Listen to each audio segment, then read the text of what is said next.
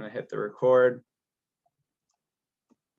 Today, want to make sure that we're going through individual presentations. We have 3 of them we'll go through today.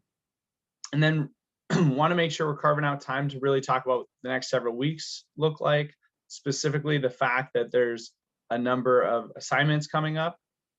We'll introduce the business model canvas and talk through each of the different components of that, and then go through a breakout activity, and then start to map out what project deliverables look like for the rest of the semester. Remarkably, we're already a month into the semester and we have about 2 months to go. So it's a great point right now to be stepping back, really getting an understanding of how we feel about our projects, thinking about what is clarified and what additional information do we need to move forward. But before we get started on all that, as usual, just want to check in on our many student groups, any updates or happenings that we want to hear about. This week for Net Impact, we have a mindfulness event going down tomorrow night at 7 p.m. We're bringing in Donna, who is the student counselor for Carlson, and we'll be talking a lot about how you can incorporate more mindfulness into your student life. So I'll drop the Zoom link in the chat. Awesome. Thank you, Spencer. Anyone else? Yeah, this week on Thursday for SHRM as well, we have Professor Amy Livingston from the HRIR and HRD major coming to speak about unionized work environments versus non-unionized environments. So if you're interested in that at all, come check us out. I'll drop the link in the chat as well. I love it. Thank you so much. It's interesting to hear about just events happening, and what's online versus in-person offerings, and excited to see that things are still moving forward. Also, shout out to Leah. It looks like our fastest spiller in the class. Good work. Any other events before moving forward? All right, it looks like we have 3 presentations today. Who would like to kick it off? I can, if that works. I don't know who else is presenting, but if you feel really passionate about it, go for it. All you. 1 second. Does that look normal? Perfect. Okay, sweet. So the organization I chose to do my research on is BuildOn. Hold on, I have this stupid bar in the bad place. And the mission of BuildOn is here to break the cycle of poverty, illiteracy, and low expectations through service and education. They mobilize US students to transform their communities through service and change the world by building schools in developing countries. So BuildOn has 2 primary audiences served, and in the US, it serves students in underperforming urban high schools and gives them the opportunity to impact their own local communities. If they reach a certain number of volunteer hours and stay in school, they can then trek to begin construction on a school in a developing country for free. It kind of shows students that service and education can build a stronger community and a better future. They actively try to break the cycle of low expectations and stereotypes in the US through this work. And it's a really effective program with a 98% graduation rate in communities with much lower expectations and historically lower participation. Internationally, BuildOn builds primary schools in Burkina Faso, Guatemala, Haiti, Malawi, Mali, Nepal, Nicaragua, and Senegal.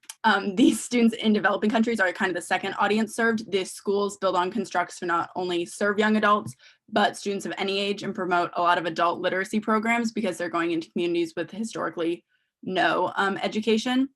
Additionally, people across the US can fundraise and travel to break ground on these primary schools in 8 of the economically poorest countries on the planet. And that's how I personally got involved with BuildOn. I think it's really important to note from my own personal experience that BuildOn doesn't just drop high school students into these communities and say good luck. They really try and facilitate a cultural exchange where students stay with host families and really get to dive more into the culture and begin to develop an understanding of the local community and some of the struggles that they might face that we don't have here in the US.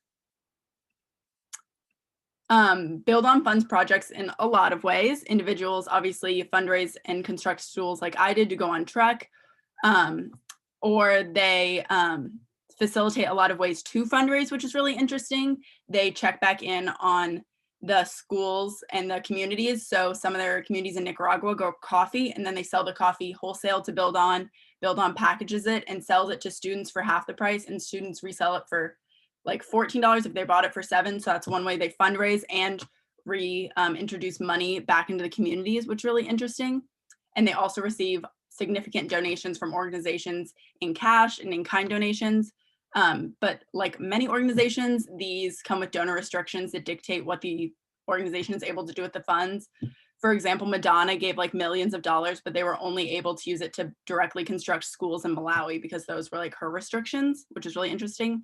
And the picture in the bottom middle, that's Madonna in front of her school, kind of exciting. Another really cool thing, they do a lot of things, but I just wanted to highlight the things that I've seen or I participated in that I liked, is they do this 36-hour immersion program in the US where BuildOn students get to lead participants through some of the challenges facing America's poorest neighborhoods. Participants get to speak with teachers and school administrators about issues facing students, and then they actually get to explore the students' community and serve alongside with the students to like create the change they wish to see in the world, which is really interesting. And overall, BuildOn does a lot of different things to follow their mission of like breaking the cycle. Education is a really vital first step because when you offer education to a community, you can drastically change the whole community's future and possibilities. I've always been drawn to this organization because of its ability to kind of work within the US and internationally at the same time. So I hope I shared something new with you. Does anyone have any questions, comments, concerns, thoughts? So do you know locally, what does the presence look like? I'm not from here. I'm from Indiana, fun fact. But it's super big in Indiana. Me and my high school students founded the first Midwestern chapter, and it was a great time. Yeah, thank you so much for sharing. I think you talked about restricted funds. I think it's important to emphasize that not only when donors are putting in restricted placements on the funds, it could be about how you're using the funds, but also, as you referenced, the Madonna donation, it's about where. And so if organizations don't have a presence in that community, you hear terminology at times, but organizations might end up going to chase the dollars versus really understanding kind of what is their lane and their strength and how do they fundraise, within that domain. I think that's a common frustration or hurdle that organizations are working with. Yeah. Thank you so much. No problem. All right, who would like to go next?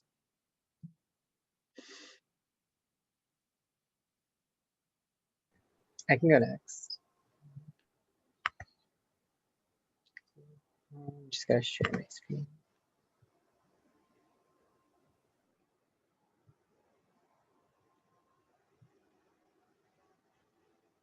Cool. So I did the organization Justice Health, which is a local kind of nonprofit clinic and kind of multifaceted organization. And their mission is to provide equitable healthcare and like access to especially behavioral healthcare and kind of tackling injustices that come with barriers that people face to finding healthcare.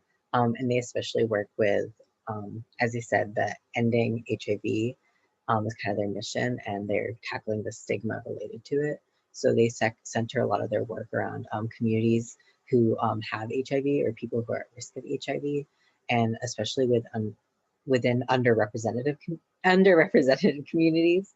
So this a lot of their focus is on LGBTQ youth and older people, as well as racial minorities. And the reason they do this is because they found that through research that these communities are most impacted. So they felt that as an organization, they had the most power by targeting these groups. And kind of back in their history, they were founded as an LGBTQ HIV organization before they kind of transitioned to being a more broad HIV focused organization. So one major part of their mission and how they go about ending HIV is through educational outreach. So along with providing resources for people with HIV, they also tackle the stigma related to it. So this includes kind of HIV related to sexual preferences and related to drug use. And they find that offering kind of support both for people who are facing these struggles, and then also for people who are like not experiencing these but want to learn more is really helpful. And another big part of their organization is their clinic services. So they're not just a kind of resource group, they're also a clinic. So they offer kind of on-site STD and HIV testing and also behavioral health. And they found that behavioral health is like one of the biggest kind of indicators and risk signs for people who like are at risk of HIV, because a lot of people within like the LGBTQ and other communities are facing significant barriers to getting behavioral health support. So there they can get group therapy, one-on-one therapy, and chemical dependency like training and counseling, and all of this is at no cost. So with that, the organization's mostly grant funded. They do make about like 7% of their revenue from their clinic, but since it's mostly you don't need to pay for it if you can't, then they don't really rely on that for income. So 92% of it is made up of grants. And I looked a bit more into it, and I found that a lot of them are like general healthcare grants from the government. So they're not like queer specific or HIV specific, but they're grants that are given to organizations that seek to end like barriers to healthcare. And they also do get some LGBTQ specific grants. One is from the Bush Foundation, which is a pretty common one in the US. And because like it's COVID, I want to touch on the COVID-19 related changes. So currently their behavioral health clinic is entirely virtual, and they're actually exploring doing this for the future because they found that having virtual appointments made it a lot more accessible for people. And it kind of broke down even more barriers that people are having to getting like transport to the clinic. And a lot of their other efforts have been on financial redistribution, so giving funds directly to people with HIV who are impacted by COVID. And kind of moving forward, they're continuing to grow this capacity, and they're also trying to find ways to like tackle legislative changes related to HIV and harm reduction and LGBTQ rights to further tackle like the fight against HIV. So that's Justice Health in a nutshell. Thank you so much for sharing. I think it's important that so there's both the educational outreach as well as they have their own clinics. Are they doing, I would say like best practice sharing with other providers, or is it more focused on individuals are coming in through Just Us Health or Just Health? They do put a lot of focus on mostly like bringing people towards their clinic, but I did find that they do like trainings related to like harm reduction and HIV care for like other like people can like hire them to do trainings at their like health practices. So that's pretty cool as well. Yeah, no, that's great, because I was going to say, so as you talked about kind of inequities within the health system, I think not only is it finding bright spots, but understanding kind of gaps or areas that could be improved in many other providers. So lots to tackle in that space. I believe we have one more presentation today. Yeah, that is me. I just gotta share my screen.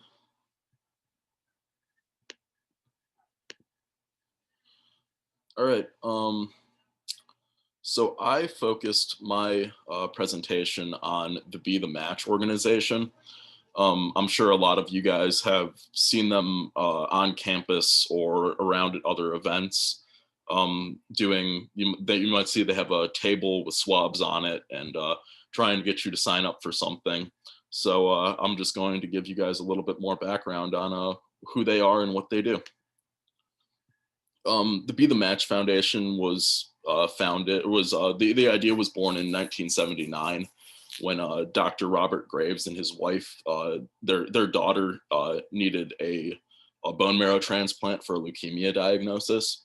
And they originally called it the National Bone Marrow Registry. And in their first year, they were able to sign up over 10,000 people to be bone marrow donors. And in 1987, they had their first major success when they were able to match a donor from Wisconsin to a 6-year-old recipient in North Carolina, which was the first time that an organization like this was able to make a like a transcontinental sort of connection of donor to recipient and have a successful bone marrow transplant because of their database. Pretty simply, the Be the Match's mission statement is that they are dedicated to helping every patient get the life-saving transplant that they need. And as of today, the Be the Match registry holds over 22 million donor names and has performed over 185,000 bone marrow transplants since 1987. And they primarily focus on bone marrow transplants are primarily needed for diseases such as leukemia, lymphoma, and CML, and also occasionally sickle cell. Financially, much like Just Us, Be the Match is almost entirely funded off of grants and private donations. According to their 2019 990 filing, it was something like 95% of their budget is made up of grants and high dollar donations from individuals who are just supporting the cause. They never charge anybody. It doesn't cost anything to get on the registry. It doesn't cost anything for a transplant recipient to use the registry in order to try and find a donor. So almost all of their financials come from grants and donations.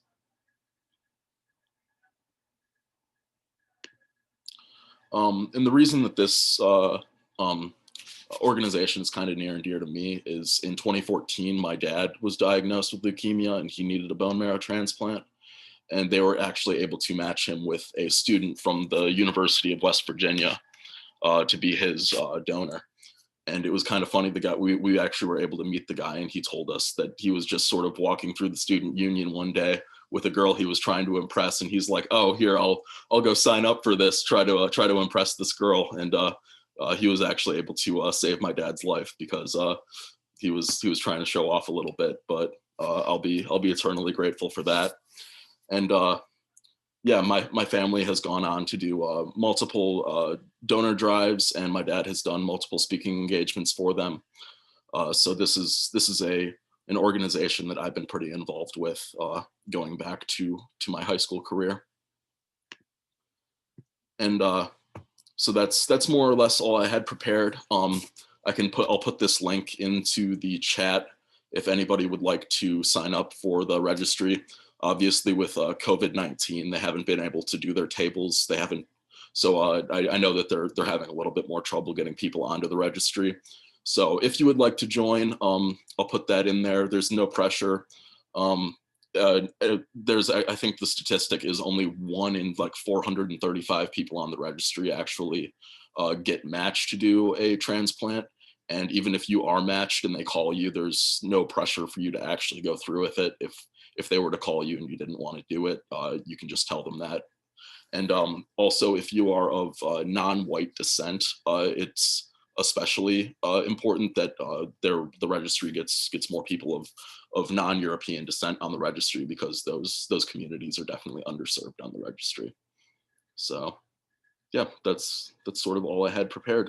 Is any questions or comments, anything? Thank you so much for sharing. A question I've never totally understood, just the logistics about Be the Match. They are managing the registry, correct? But then in terms of the transplant itself, they're working with a local provider, hospital, et cetera, that's actually doing each of the surgeries. Yeah, usually, I believe what happened with my dad's transplant is they took the swab DNA from the donor, and my dad's DNA, ran it through the database, found the match, and then he went to I don't know if I forget if he went to the university hospital or if he went to a hospital in like his hometown in Pennsylvania, but yeah, the hospital handled the extraction of the bone marrow, and then I believe it was Be the Match that organized the flight to get the bone marrow from Pennsylvania, West Virginia up to Wisconsin for the transplant. But yeah, it all happened like within 24 hours. Like on a Tuesday they took his bone marrow, and on a Wednesday it was put into my dad. So that was but yeah, they don't handle anything on the actual medical side. They're more of a logistics and connections company. Yeah. Excellent. Well, thank you all three for sharing this morning. Great job, everyone. And with that, we will continue on. So want to once again just recap assignments that we have. So each of you, as you're sharing about the social enterprise, remember there is the written component. Please make sure to submit that on Canvas. That's not due until the end of the semester, but encourage you as you're presenting, as you're pulling together each of the information, be timely with it. Please feel free to submit. Then this coming Thursday, at the end of the day, so you still will have class time on Thursday to be coordinating the rest of your individual research for your service learning projects.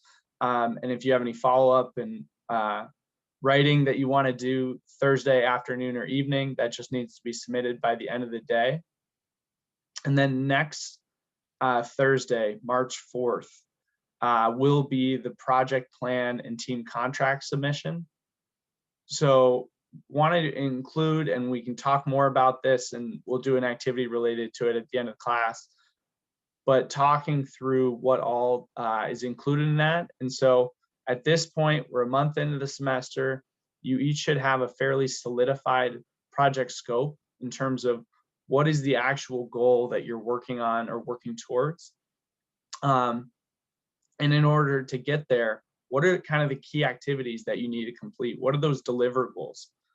From there, it's about putting dates against that and then understanding kind of what are the roles and responsibilities of your group.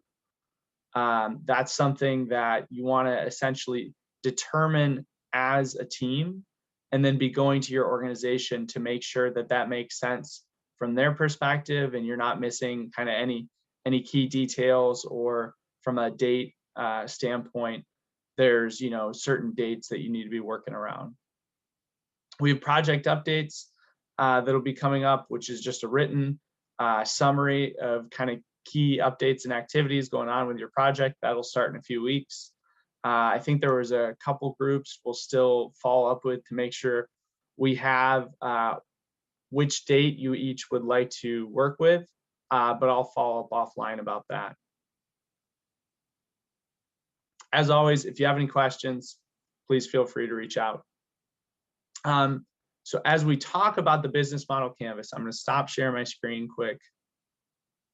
And I am going to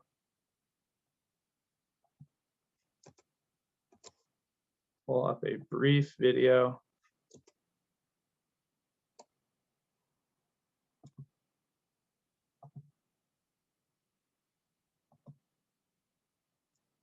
Please put in the chat bar if you cannot hear this, but you each should be able to hear this as well.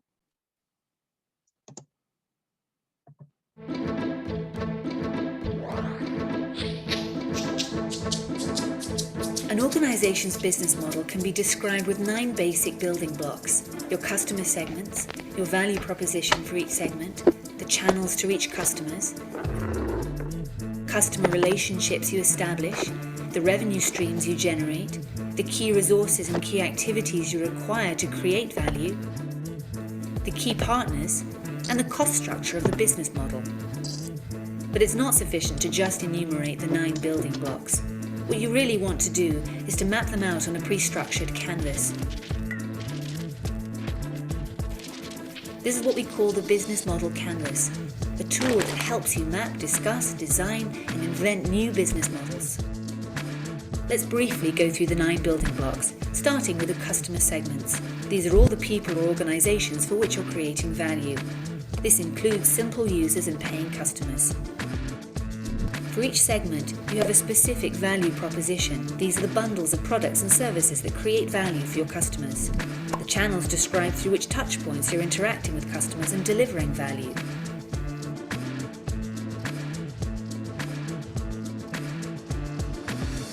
The customer relationships outline the type of relationship you're establishing with your customers. Revenue streams make clear how and through which pricing mechanisms your business model is capturing value. Then you need to describe the infrastructure to create, deliver, and capture value. The key resources show which assets are indispensable in your business model. The key activities show which things you really need to be able to perform well. The key partners show who can help you leverage your business model, since you won't own all key resources yourself, nor will you perform all key activities. Then once you understand your business model's infrastructure, you'll also have an idea of its cost structure. So with the business model canvas, you can map out your entire business model in one image. This works for startup entrepreneurs just as well as for the most senior executives.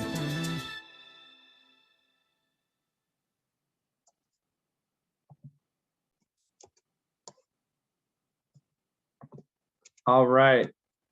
And so we will pull that up. So how many of you, quick raise of hands, have utilized the business model canvas in other classes at Carlson or outside of that? Looks like a little less than half, or about half maybe. Excellent. And would those of you that have, would you mind sharing how it was utilized? Was it for a new business creation or an existing organization?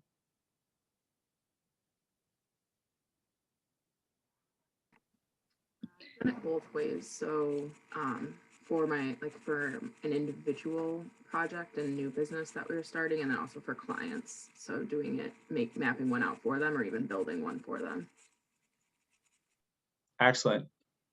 Yeah, and Spencer, as you talked about building out for new businesses, I think it's really important for both new organizations, but then also organizations that are trying to better understand what are their strengths, what are the weaknesses. And so as many of you are working on projects, you will find particular components of this more relevant or important to focus on. So we're going to spend a couple minutes just walking through what each of these components look like, from key partners, activities, resources, value prop, channels, relationships, customer segments, cost structure, and revenue streams. But what we want to focus on today, is you'll have time with each of your project teams, is figure out the 2 or 3 areas that are most critical related to your project scope. As each of you have previously talked about the value proposition canvas, you'll notice 2 of the areas are going to feel very familiar. Both the customer segments, as you were walking through in the value prop canvas, you're figuring out really getting to know your customer, kind of what are the key activities that they're doing, what are their pains, and how can you provide gains. As part of that, that's all goes into how you articulate the value proposition. And so we have a number of questions that can serve really as a prompt to get you thinking about that particular area. But really looking at each of these components and figuring out, based on the project that you're working on, really what are keys to focus on. I would picture for most of you, the value proposition will be integral to whichever project scope you're working on. A number of you are doing pricing related projects, so the cost structure or the revenue streams might be important as well. As essentially you have questions, Leah, myself will be popping in and out of different rooms. I will be sending this as an email as well, so you all have it. I'm trying to think if there's any other way I can share this into your breakout rooms, but otherwise feel free to be asking questions or writing stuff down. But as we talked about, we're each going to have 5 or 10 minutes to be breaking out into your project teams and talking about what areas of the business model canvas are most important for your project team to understand, and why specifically do you see those areas. You'll then have a few minutes to flesh out if you've decided, for example, that based on the project you're working on, it's really important to standardize the programs or the products for your organization maybe the key activities that you're performing and the revenue streams are important. And so start fleshing that out with the ideas of what have you learned thus far from your research. Equally as important is understanding where the gaps in your knowledge are. I think as we put this all in one place, it'll help you to determine where do you need to learn more about. And then you'll also be able to go follow up with your clients to say, this is what you're learning from your perspective, and fill in those blanks, from their perspective, or understand if you're seeing things differently as well. We'll then come back and have each group share out. If there's any questions, as usual, please feel free to hang back and let me know. But I will plan to now open up the breakout rooms, and you should be able to select your own breakout room. And if you're having issues, just let me know and I can move you into the room.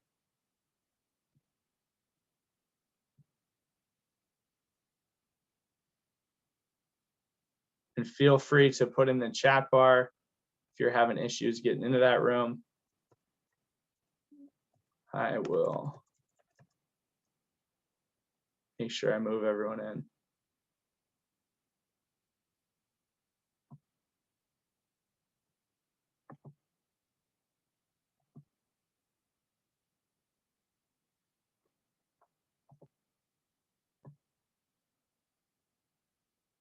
Creating a revenue stream for Friends of the Gong Road. And I think initially our two main points of focus are going to have to be value prop and customer segments. We really need to understand what we can create and who we can create it for. So essentially we're looking at IT maintenance or service programs of some sort that would partner with US companies who are outsourcing. That's one aspect we're looking at. So what value do they need and who are the companies who need it? And then that would lead ultimately to the revenue stream portion of the BMC. So. Thank you. And who was our second group? Hidawee?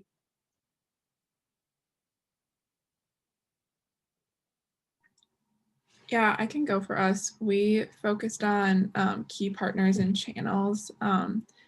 For key partners, we kind of were just discussing, we've had kind of like a few like just varying ideas coming from Kristen. So we just kind of wanted to talk about those. But for key partners, we talked about different like student orgs and different like groups like Women for Political Change and things like that. But we also talked about how we feel like the need for bipartisan support is going to be really important. So it doesn't like become a super left-leaning organization. So we talked a bit about that.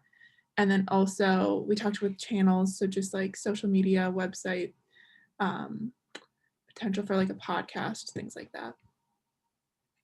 That's excellent. And I know as you've really been focused on executing, because there is, deadlines and deliverables coming up this spring, I would also encourage thinking about the value proposition, not getting lost in the why of what you're doing, because I think that can help to really pull back and think strategically as well. All right, our next group, Itzy. Yeah, I can go for us. We really just talked about in the value proposition, or the business model canvas, it's the value proposition that's the strongest piece we need to work on, but then also that's flowing to lots of other things like the key partners and customer relationships and segments. So we're still feeling really broad, but we've kind of narrowed it down to deciding whether or not to put all of our eggs into one basket and really help them develop one or their largest partner and make sure that their value is retained, or kind of also dive into some of the smaller members and make sure that they're feeling, value. So it's kind of, it's a broad approach, but we're working on narrowing it down and we're feeling better. Yeah, I think when organizations are questioning kind of their high level, what is the value proposition they're providing? I think those are great long-term questions. But then as we, realize we only have a couple months, we're 2 months away from the conclusion of this course. It's figuring out what realistically over the next 4 to 8 weeks are we going to be able to complete. Mm-hmm. All right, parish housing. Cool. So Paris Housing, we kind of talked mostly about like in a quick overview of our project. We're hoping to recruit tenants for the youth aging out of foster care like housing system. So we felt that the most important areas were customer segments, customer relationship, and key partners. So with key partners, how Paris Housing has a lot of partners that they work with to like help support the youth. And this is like Volunteers of America and The Link, which are like attached to the building. So we felt that it's important to keep like those partners in mind when doing all like communications. And then with customer relations and customer segments, we really want to make sure that as we're like building these relationships and recruiting people to like live at these homes, that we're kind of really understanding what the key segments of these people are going to be, and then also like building a relationship with them. So that's like more than just like standard landlord tenant relationship, that's an actual relationship. I like it. It's the intentionality towards community here, I think, is a big piece of it. It's great. All right, Pollen.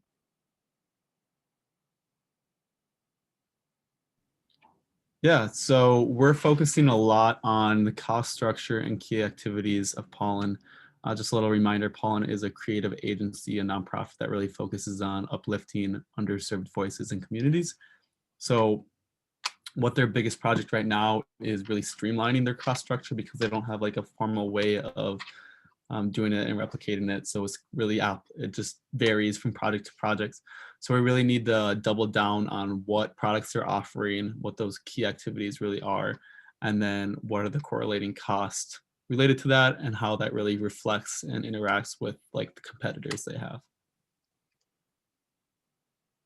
Absolutely. I think the standardization, as much as you can create at least, is going to be so important for them moving forward. All right, We Sparkle.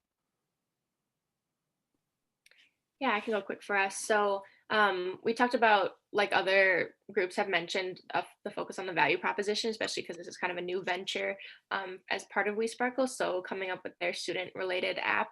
So we wanted to define in the value proposition what really differentiates We Sparkle in the market from other calendar or task kind of related apps and platforms, especially from a customer needs standpoint, being that it is a niche market to students. Secondly, we looked at customer relationships too, and we've been talking about this quite a bit with Michelle. But being that it's a subscription service, we want people to be able to renew, and we want to make sure that those relationships are strong so that they want to renew with us year after year. And then playing into that too, kind of the revenue stream. So how are we going to sell or bring in that revenue? We've been talking about selling directly to students or looking at partnering with colleges, universities, or other organizations that support education. Excellent, great job. And Wilderness Inquiry. Yeah, I can go for that. So rough summary of the things we've been talking about so far is what they do is they give trips to different nature areas like the Apostle Islands or Boundary Waters, etc., to groups of people who have disabilities or are low income, but then they also give trips to people who don't have any disabilities or low income problems. So that's kind of roughly their two customer segments. And the real question we've been trying to solve for them is how can we charge more for the people who don't need financial aid? Because if you compare Wilderness Inquiry to like for private outfitters and stuff, they're charging way, way, way less. So the more you can charge for people who don't need financial aid, the more financial aid you can give to people who do. So what that means for us is we're definitely looking at cost structure, because we're going to be helping them reprice things. But then also we're going to be looking a lot at the right-hand side of the business model canvas, specifically customer relationships and segments, because they're going to have to kind of change the relationship they have with people who need the financial aid versus people who don't. That might involve like, I don't know, certain price segmenting and stuff. We're still kind of working on that, but it'll definitely be the kind of right side of the business model canvas. Yeah, that's great. And I think especially as wilderness inquiry has retention or like repeat customers, if you're talking about an individual, you know, that's been buying an apple for $2 a day and now it's going to $4 a day, there needs to be some clear articulation of what's the additional, you know, value or reason for that increased cost. And are there, you know, other things that you could incentivize retention with, you know, either future discounting towards, you know, your next purchase, or I think there's just more to figure out as they are new customers versus retained customer that's, you know, this would be an incremental cost to them.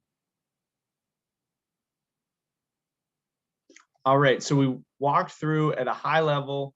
The business model canvas is something you're going to be completing in March for that submission of the project plan. So you still have a few weeks, but that's something, if you do have questions in the coming days, please let me know. We'll take a quick, oh, look at us, we're doing well on time. It is 10:55, we will come back at 11. And then from there, we will end by talking about our project plan and mapping what milestones look like. So I will see you all back here at 11 o'clock. Thanks.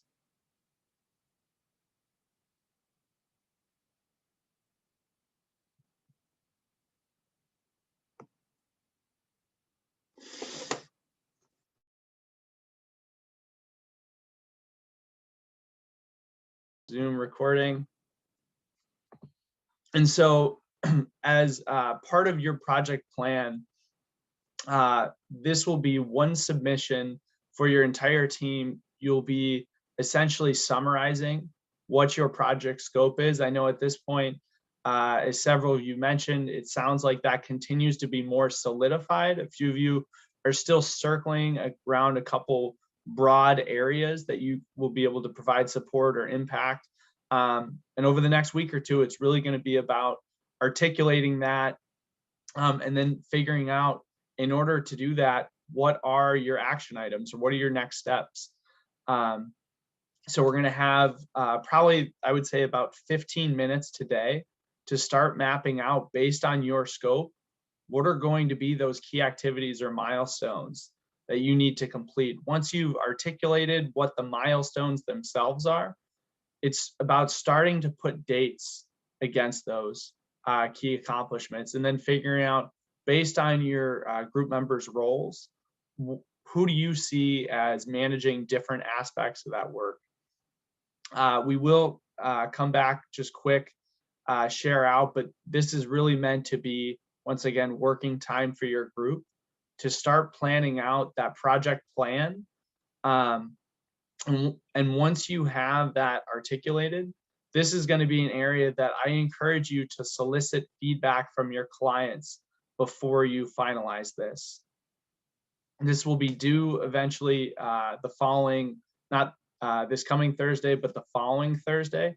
And that's something we do expect that you will be having reviewed that with your client, and they are signing off on it as well in terms of those key milestones, the dates, and deliverables.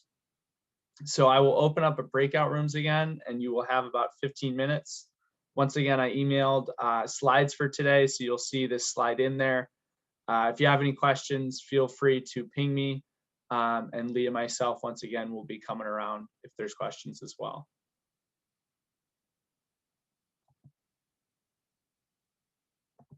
All right, opening up breakout rooms.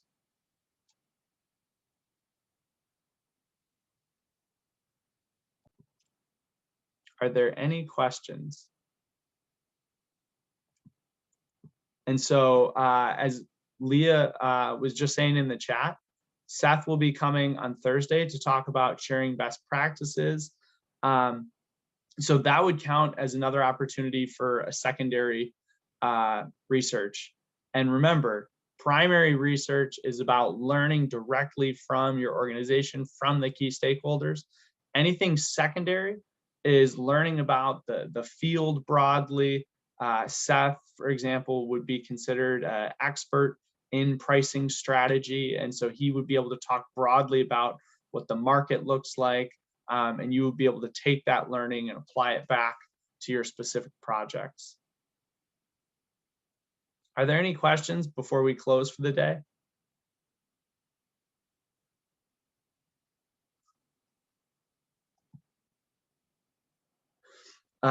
Sage is asking, so do we need 3 to 5, both primary resources and secondary resources?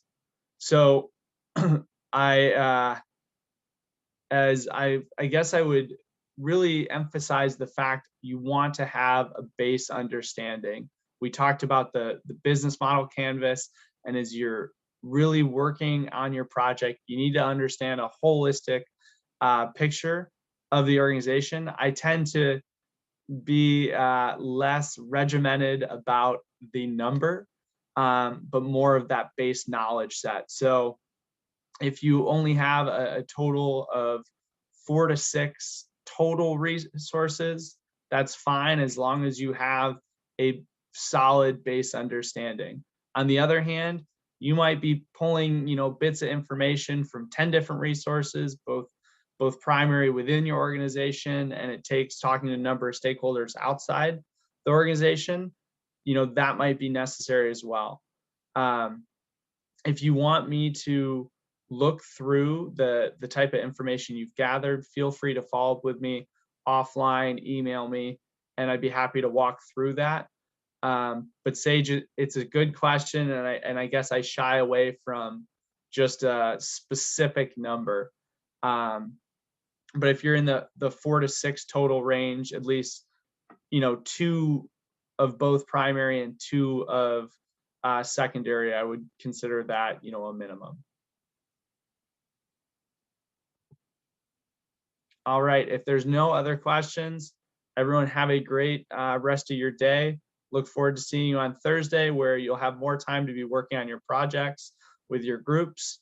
And once again, if you do want to stay in the main room, we will have that guest speaker talking about pricing strategies. Thank you all. See you then. Thank you. I think. Thank you.